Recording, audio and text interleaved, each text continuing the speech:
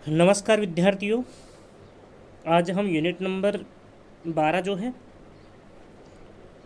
उसका नया टॉपिक पढ़ने जा रहे हैं, ओजोन परत सरण। सबसे पहले हम इसके इंट्रोडक्टिव पार्ट को लेकर के बात कर लेते हैं। ओजोन जो परत है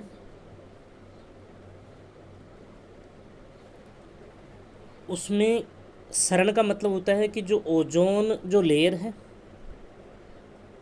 ओजोन जो लेयर है, लेयर मतलब परत, ओजोन जो लेयर है उसका जो सांद्रण है या उसकी जो सघनता है, उसकी जो मोटाई है वो धीरे धीरे कम हो रही है। और कम होने के कारण जैसे ध्रुवीय जो क्षेत्र हैं, एग्जाम्पल के तौर पर अंटार्कटिका जो महाद्वीप जो है उसके ध्रुवीय जो भाग है उसके ऊपर ओजोन जो लेयर है, परत जो है वो क्षीण हो गई है, कम हो गई है, उसकी मोटाई कम हो गई है, मतलब उसमें छिद्र हो गया है। क्या हो गया है? छिद्र हो गया है। ठीक है ना। तो आज हम इसी चीज़ को पढ़ने जा रहे हैं कि ओजोन परत का जो सरण है वो कैसे हो रहा है ना। तो सबसे पहले ओजोन जो परत है वो कहाँ पे पाई जाती है? समताप मंडल में ये पाई जाती है ओजोन परत। सामान्यतः ओजोन जो गैस है वो ऑक्सीजन के 3 परमाणुओं से मिलकर बनी होती है। ऑक्सीजन के कितने परमाणु से मिलकर बनी होती है? 3 परमाणु से ओजोन परत, मतलब ओजोन गैस। ये ओजोन है और ये O3 लिखा हुआ है ना, O3, इसका मतलब क्या है? ये सिंबल है ओजोन को इंडिकेट करने का। समताप मंडल में ये पाई जाती है। अब समताप मंडल में कितनी ऊंचाई में पाई जाती है? ये 20 से 35 किलोमीटर की ऊंचाई पर पाई जाती है। कितनी किलोमीटर की ऊंचाई पर? 20 से 35 किलोमीटर की ऊंचाई पर। आपको ध्यान होगा 11वीं क्लास में हमने इसकी ओजोन जो लेयर है इसकी ऊंचाई को लेकर के 4 प्रकार के तथ्य आपके सामने रखे थे। अगर हम आपकी पाठ्य पुस्तक की बात करते हैं तो यहाँ से 15 से 35 किलोमीटर आपकी पाठ्य पुस्तक में इसकी ऊंचाई दी हुई है। लेकिन अगर हम हाई एजुकेशन की बात करते हैं, बड़ी क्लासों की बात करते हैं, तो यहाँ पे ओजोन जो परत है वो 20 से 35 किलोमीटर की ऊंचाई पर ही पाई जाती है समताप मंडल में। यह परत पृथ्वी के लिए रक्षा कवच के रूप में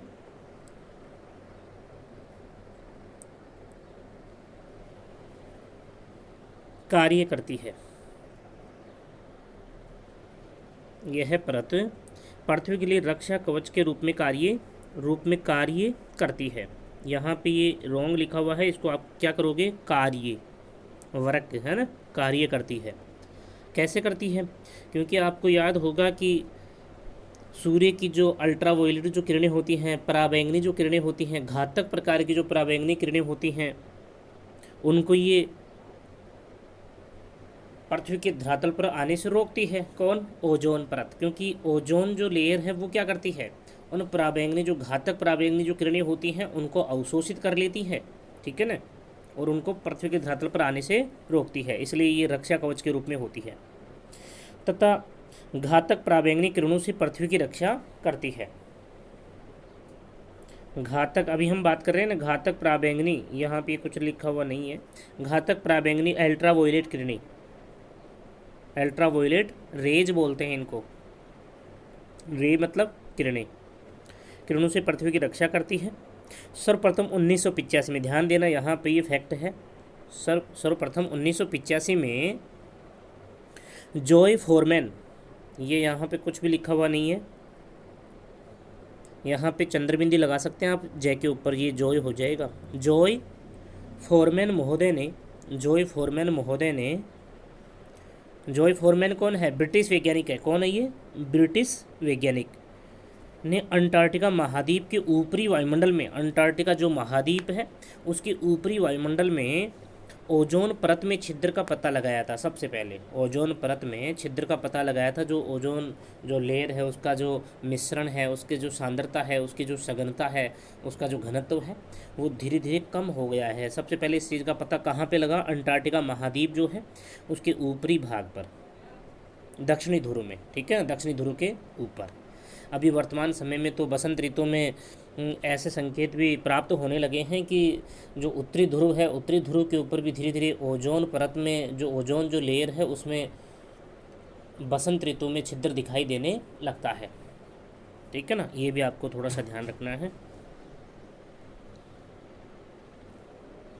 जहाँ पर ओजोन के मिश्रण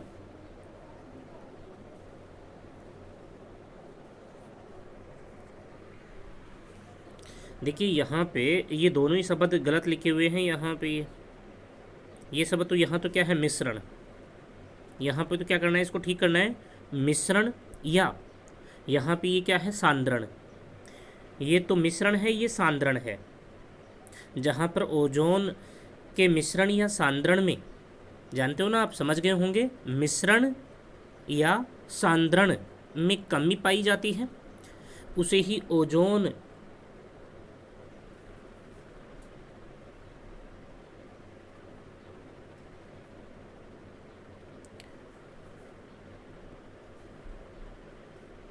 हीटर की संज्ञा दी जाती है।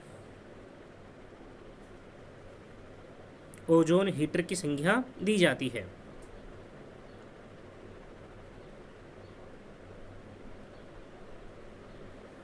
किसकी संज्ञा दी जाती है? ओजोन हीटर की संज्ञा दी जाती है।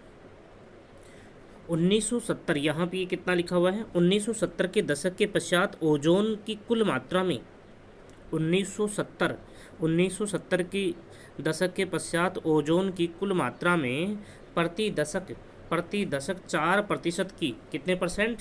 4%, 4% की दर से कमी हो रही है। 1970 के दशक के पश्चात प्रतिवर्ष ओजोन परत का जो सांद्रण है, जो उसकी जो मोटी जो परत है ना, तो उसमें 4% की दर से प्रतिवर्ष कमी हो रही है। वैज्ञानिकों ने पता लगाया है कि ओजोन परत का प्रतिवर्ष वैज्ञानिकों ने क्या पता लगाया है? वैज्ञानिकों ने पता लगाया है कि ओजोन परत का प्रतिवर्ष 0.5% की दर से कमी हो रही है। ओजोन परत में प्रतिवर्ष कितनी कमी हो रही है? 0.5% की कमी हो रही है। ये भी वैज्ञानिकों ने पता लगाया है। एक रिपोर्ट के अनुसार अंटार्कटिका के ऊपरी वायुमंडल में ओजोन गैस में 20 से 30% तक कमी हो गई है। कितने प्रतिशत तक कमी हो गई है? 20 से 30% तक कमी हो गई है। ये भी एक अनुमान के अनुसार है। ओजोन परत क्षरण के मुख्य कारण।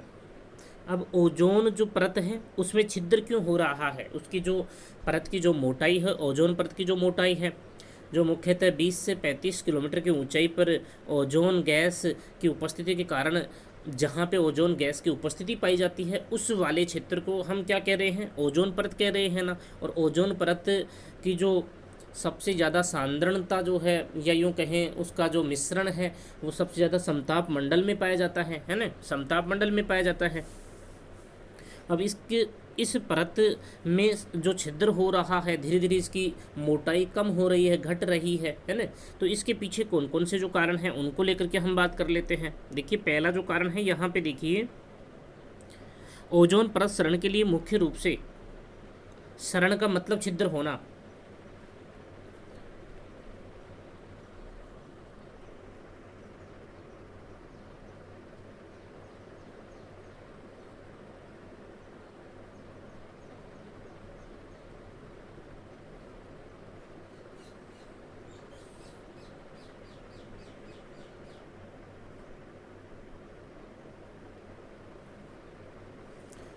देखिए बेटा, इसको आपको, ये ओजोन हीटर नहीं है, ये छिद्र है, ओजोन छिद्र है। इसको रियली सॉरी, इसको आपको छिद्र करना है, क्योंकि ये बाई रॉन्ग लिखा हुआ है।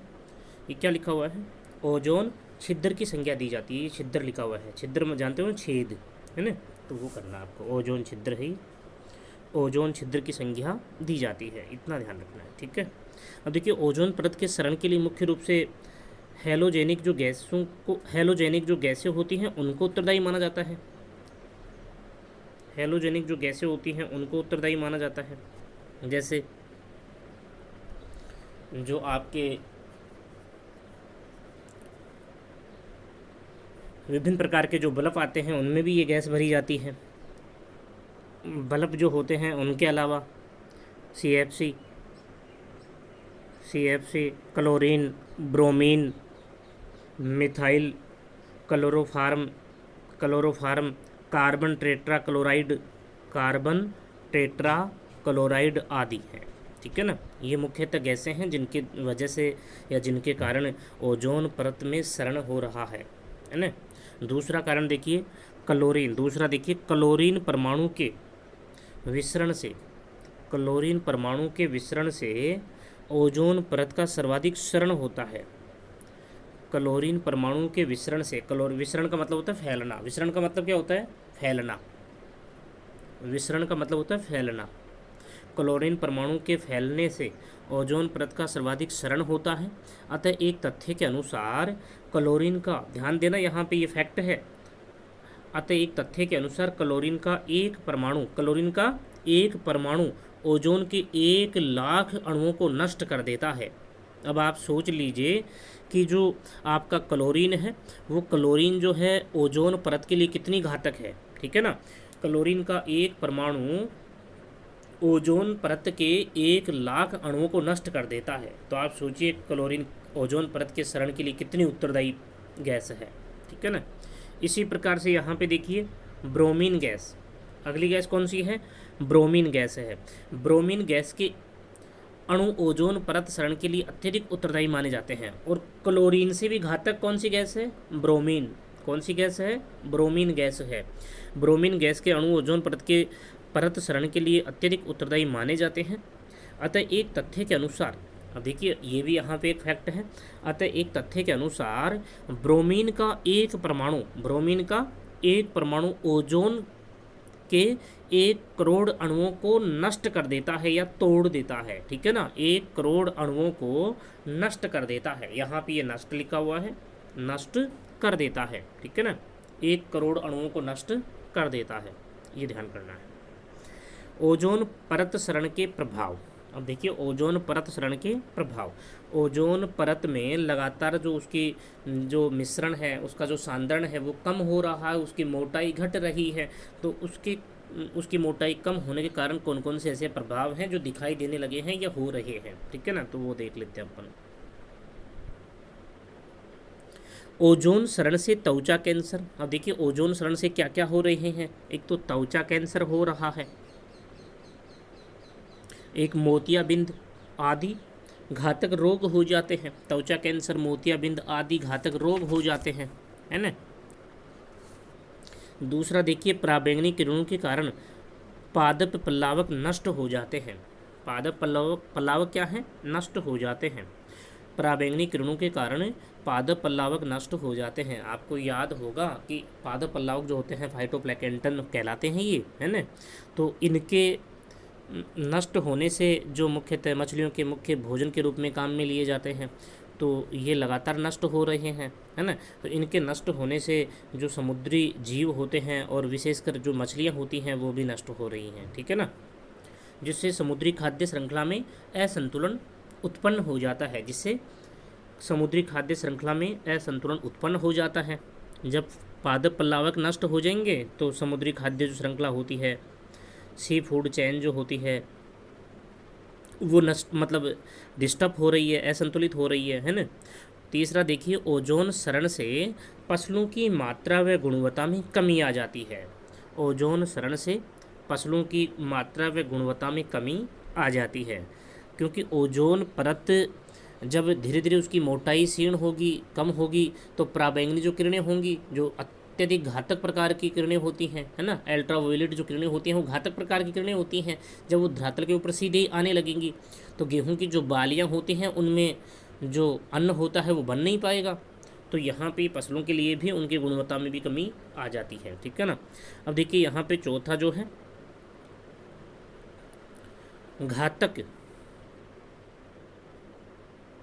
यहाँ पे ठीक कर लेना, ये सही लिखा हुआ नहीं है। घातक पराबैंगनी किरणों से रोग प्रतिरोधक क्षमता प्रभावित होती है। घातक पराबैंगनी किरणों से रोग प्रतिरोधक क्षमता जो होती है वो भी प्रभावित होती है, ये भी आपको ध्यान करना है। भूमध्य रेखीय क्षेत्रों में ओजोन क्षरण के कारण तापमान में वृद्धि होगी।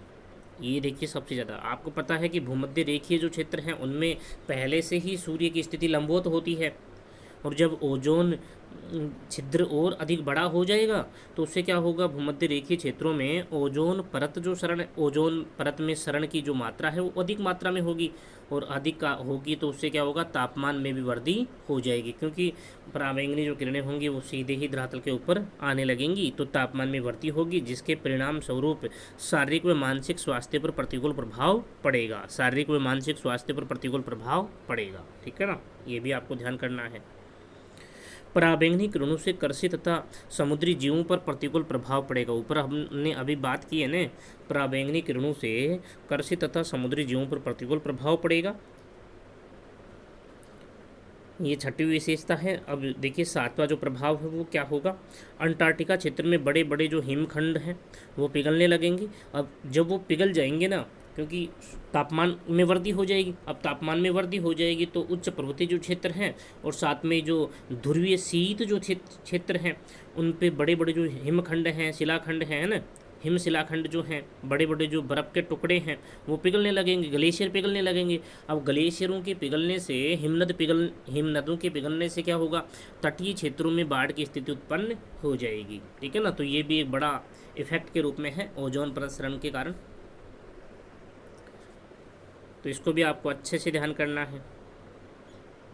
अब यहाँ पे हम क्या पढ़ रहे हैं, ओजोन परत क्षरण को नियंत्रित करने के उपाय। अब ये इम्पोर्टेंट पार्ट के रूप में बन जाता है। ओजोन परत में जो छिद्र हो रहा है उसका जो मिश्रण है, उसकी जो सांद्रता है वो लगातार कम हो रही है, तो इसके छिद्र को नियंत्रित करने के लिए, मतलब इसकी सांद्रता कम न हो, तो इसके लिए हम क्या कर सकते हैं, ऐसे कौन कौन से उपाय संपूर्ण विश्व के द्वारा अपनाए जा रहे हैं, तो उनको लेकर के हम बात कर लेते हैं। अब देखिए 2 मार्च 1990 को लंदन में ओजोन परत सुरक्षा को लेकर के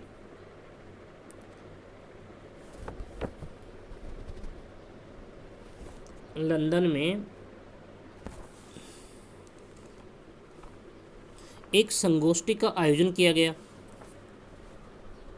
लंदन में एक संगोष्ठी का आयोजन किया गया। यहाँ पे देखिए 1990 को लंदन में, यहाँ पे कुछ नहीं है, इसको काट देना, ठीक है ना। 1990 को लंदन में, फिर से देखिए 1990 को लंदन में ओजोन परत सुरक्षा नामक, यहाँ पे ये पूरा क्या है, ओजोन परत सुरक्षा नामक संगोष्ठी का आयोजन किया गया। संगोष्ठी मतलब वो कहते हैं ना कि एक सेमिनार टाइप का सिस्टम वहाँ पे रखा गया। 2 मार्च 1990 को लंदन जो है ग्रेट ब्रिटेन में ओजोन परत सुरक्षा नामक संगोष्ठी का मतलब होता है सेमिनार वगैरह आयोजित किया गया है ना, संगोष्ठी का आयोजन किया गया, इस रूप में ध्यान करना है। पहला हो गया ना उपाय, ये उपाय के रूप में तौर पर किया गया। अब दूसरा देखिए मॉन्ट्रियल प्रोटोकॉल। मॉन्ट्रियल, ये क्या लिखा हुआ है यहाँ पे लिखा हुआ है मॉन्ट्रियल प्रोटोकॉल। क्या लिखा हुआ है ये, मॉन्ट्रियल प्रोटोकॉल, ये कनाडा में स्थित है, ठीक है ना। मॉन्ट्रियल कहाँ स्थित है, कनाडा में। मॉन्ट्रियल प्रोटोकॉल को अपनाया गया, ठीक है ना, अपनाया गया, जिसके तहत इस प्रोटोकॉल के तहत क्या किया गया, हेलोजेनिक, है के ऊपर 2 मात्रा हैं, लो है, जे के ऊपर 2 मात्रा हैं, निक है, हेलोजेनिक ऊपर भी आया हुआ ये शब्द है, हेलोजेनिक तथा CFC गैसों को नियंत्रित करने का निर्णय लिया गया। CFC गैसों को नियंत्रित करने का निर्णय लिया गया, ये भी काम भी किया गया। अब तीसरा देखिए, नियंत्रित करने के लिए तीसरा उपाय क्या किया गया, फ्रियोन गैस सबसे अधिक घातक क्लोरोफ्लोरोकार्बन है। यहाँ पे क्या लिखा हो, फ्रियोन गैस। फ्रियोन जानते हो ना, फ्रियोन गैस, ये कौन सी गैस है, फ्रियोन गैस है। फी छोटी है, फै में से ही रह जा रहा है, और यहाँ पे फ्रियोन, ये इस प्रकार से देखिए, मैं लिख देता हूँ यहाँ पे, ये ऐसे लिखा हुआ है फ्रियोन, समझ गए, फ्रियोन गैस सबसे अधिक घातक, यहाँ पे ये क्या लिखा हुआ है, क्लोरोफ्लोरोकार्बन, क्या लिखा हुआ है, क्लोरोफ्लोरोकार्बन है। फ्रियोन गैस सबसे अधिक घातक क्लोरोफ्लोरोकार्बन है, CFC गैस है, CFC कार्बन है, ठीक है ना, CFC है, ठीक है। जिसका प्रयोग, अब हम जानते हैं ना, जिसका प्रयोग, किसका प्रयोग, फ्रियोन गैस का प्रयोग, फ्रियोन गैस का प्रयोग कहाँ होता है, हमने लास्ट क्लास में बात की थी। फ्रियोन गैस का प्रयोग, जिसका प्रयोग रेफ्रिजरेटर, रेफ्रिजरेटर आप जानते हो ना, रेफ्रिजरेटर, एयर कंडीशनर्स मतलब AC, air conditioners, refrigerator, refrigerator, air conditioners, गद्देदार, गद्देदार फॉर्म, सीटें देखी होंगी आपने, है ना, गद्देदार जो सीट होते हैं, उनमें काम में आने वाले जो सोफ़े होते हैं, सोफ़ों में काम में आने वाले जो फॉर्म होते हैं, है ना, गद्देदार फॉर्म, ये क्या लिखा हुआ है यहाँ पे, फॉर्म लिखा हुआ है, फॉर्म, गद्देदार फॉर्म या सीट, यहाँ पे ये क्या लिखा हुआ है, फॉर्म लिखा हुआ है, फॉर्म, ऐसे ये लिखा हुआ है, गद्देदार फॉर्म या सीट, तथा एरोसोल स्प्रे आदि में किया जाता है। किसका उपयोग किया जाता है इन सब में, फ्रियोन गैस का, एरोसोल स्प्रे, यहाँ पे ये क्या लिखा हुआ है, एरोसोल स्प्रे आदि में किया जाता है, एरोसोल स्प्रे आदि में किया जाता है। एरोसोल जानते हो ना, एरोसोल किसे कहते हैं, मिट्टी को कहते हैं, मर्दा को कहते हैं, एरोसोल स्प्रे आदि में किया जाता है, ठीक है ना। एरोसोल कैसे लिखेंगे, ए है, रो है, सोल, ये एरोसोल स्प्रे, ये स्प्रे है, ठीक है ना, स्प्रे आदि में किया जाता है, जिन्हें प्रतिबंधित किया गया, फ्रियोन गैस का उपयोग जो है इसे प्रतिबंधित किया गया, जिसे या जिन्हें, जिसे कह सकते हैं या जिन्हें कहते हैं, जिन्हें प्रतिबंधित किया गया। चौथा देखिए, उपाय के रूप में अमेरिका ने अपने कॉनकॉर्ड वायुयान को ओजोन परत क्षरण के चलते प्रतिबंधित कर दिया। अब अमेरिका ने क्या किया है, पर्टिकुलर किसी देश के द्वारा ओजोन परत क्षरण को बचाने के लिए क्या किया गया, कॉनकॉर्ड, ये कॉनकॉर्ड क्या है, वायुयान है, अमेरिका का क्या है, वायुयान है। देखिए कॉनकॉर्ड कैसे लिखा हुआ है, ऐसे लिखा हुआ है, ये है ना, यहाँ पे आधा न है, कॉन कॉर्ड, ठीक है, कॉनकॉर्ड या कॉनकॉर्ड, ठीक है, वायुयान। अमेरिका ने अपने कॉनकॉर्ड वायुयान को ओजोन परत क्षरण के चलते प्रतिबंधित कर दिया, क्योंकि इस वायुयान की गति व ध्वनि अत्यधिक तीव्र थी। जब अधिक ध्वनि और वह अधिक, आपको याद होगा कि वायुयान कौन से लेयर में उड़ते हैं, वायुमंडल की कौन सी परत में उड़ते हैं वायुयान, समताप मंडल में, क्योंकि वहाँ का तापमान समान होता है और किसी प्रकार की मौसमी घटनाएं वहाँ पे समताप मंडल में नहीं होती हैं। तो मुख्यतः वायुयान जो होते हैं वो शांत लेयर वाली जो समताप मंडल है उसमें ही चलते हैं विशेषकर। तो यहाँ पे अमेरिका ने जो तीव्र गति से चलने वाला जो वायुयान है कॉनकॉर्ड, उसको प्रतिबंधित कर दिया, क्योंकि इस वायुयान की एक तो गति अधिक थी, एक ध्वनि अधिक थी, और ये दोनों ही चीज़ों से जो ओजोन परत की जो सांद्रता है वो डिस्टर्ब हो रही थी, ठीक है ना, तो इसे प्रतिबंधित कर दिया। तो इसको भी आपको अच्छे से ध्यान करना है। उसके बाद में ये भी एक फैक्ट है जो इसी में जोड़ देंगे आप, भाई उपाय के रूप में ही है ना, क्योंकि अवेयरनेस लोगों में ओजोन परत क्षरण को बचाने के लिए, मतलब ओजोन में जो छिद्र लगातार बढ़ रहा है उसको नियंत्रित करने के लिए, अवेयरनेस पैदा करने के लिए, ये भी तो एक उपाय के तौर पर ही देखा जाएगा ना। तो इसको भी इसी रूप में आपको ध्यान करना है। प्रतिवर्ष 16 सितंबर को, ध्यान रहे यहाँ पे क्या लिखा हुआ है, 16 सितंबर है ना, प्रतिवर्ष 16 सितंबर को अंतर्राष्ट्रीय ओजोन परत सुरक्षा दिवस, यहाँ पे ये काट देना, ये कुछ नहीं है, प्रतिवर्ष 16 सितंबर, कितना सितंबर, 16 सितंबर को अंतर्राष्ट्रीय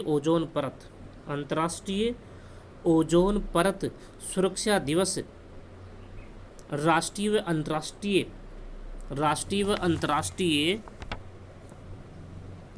अंतर्राष्ट्रीय तथा राज्य स्तर पर मनाया जाता है। देखिए राष्ट्रीय स्तर पर भी मनाया जाता है, अंतर्राष्ट्रीय स्तर पर मनाया जाता है तथा राज्य स्तर पर भी मनाया जाता है।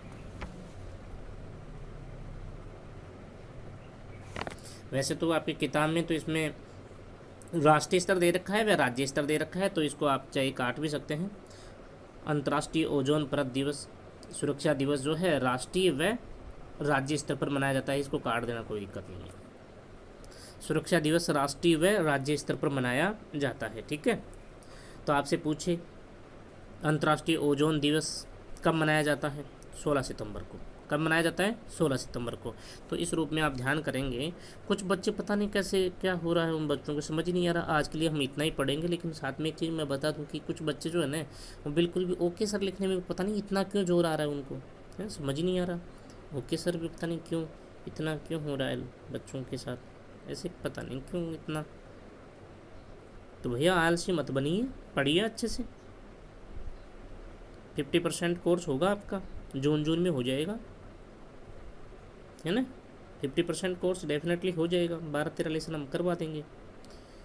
फिर तो बहुत कम कोर्स रहेगा, जो इजी लेसन्स होंगे वही रहेंगे। कुछ लेसन्स हार्ड भी हैं, टिपिकल होंगे, तो उनको हम उस हिसाब से ले लेंगे, है ना। साथ में हम इस जो यूनिट नंबर जो 12 है उसका जो लास्ट टॉपिक है हम कल पढ़ेंगे। इस यूनिट का लास्ट टॉपिक कल पढ़ेंगे हम, है ना। और इस लेसन का 20 क्वेश्चंस हम बनाएंगे। इस लेसन के 20 क्वेश्चंस हम इस लेसन के कंप्लीट होते ही हम क्वेश्चन डालेंगे पहले 20। हालांकि इस लेसन के पीछे की ओर भी क्वेश्चन है, तो हो सकता है बाद में भी डाल देंगे, तो देख लेंगे वो यथा स्थिति क्या बनेगी वो देख लेंगे, है ना। तो आप थोड़ा इंटरेस्ट लीजिए।